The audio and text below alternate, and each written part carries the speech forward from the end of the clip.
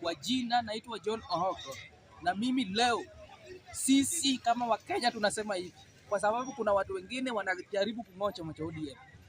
We have only two people in this nation who ate the cake into 2005. That is William Ruto, Oburu Oginga, and the late former Prime Minister Raila Amolo Odinga.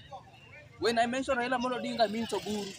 So, if your name is outside, don't be attempt to divide the ODM.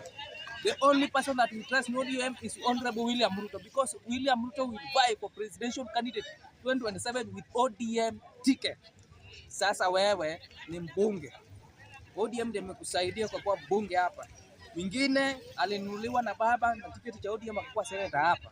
Mnaenda kung'ang'ania chama cha ugawanyiko huko Mombasa.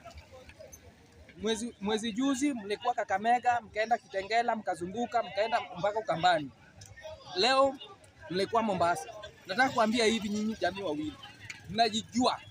Tarehe 9 mwezi wa 8 mwaka ujao, mjiondoe kabisa hii Nairobi, muende kabisa. Hatuwataki katika hii kaunti ya Nairobi. Msirudi hapa kwa sababu mmetuzoea sana. Muende mtafute kura yenu Mombasa. Muende mtafuta kura yenu Ukambani. Muende mtafuta kura yenu huko Kitengela, Rift Valley. Mtoke hapa kwa sababu mnatuchezea kili. Mlichaguliwa na watu wa Nairobi, mnakula pesa yetu, mnaenda na wengi. Nawaambia hivi wa Kenya. Wenye wanasema William Ruto ni one term, wenye walimweka ndio wamtoe.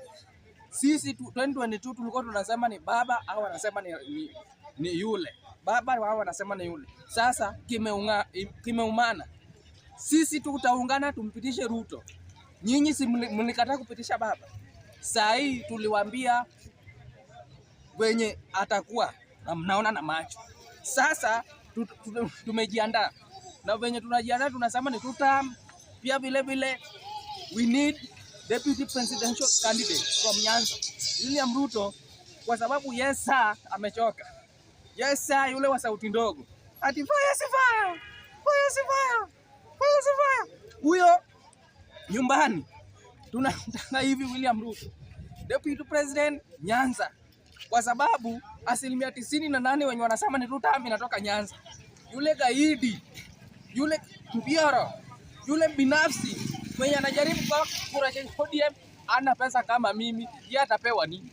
Unasema ni ODM, kama umefukuza huko ODM, jiondoe wewe huyo rafiki yako, muunde chama chenu, mkuje hapa ground tungangane tuone nani atachukua kiti. Kwa sababu umetuzoea. Tunasema hivi. Kwa sababu hamsikii nyinyi watu wawili, hamsikii. Do you understand what definition of ODM? Hamsikii. Kuanzia kesho asubuhi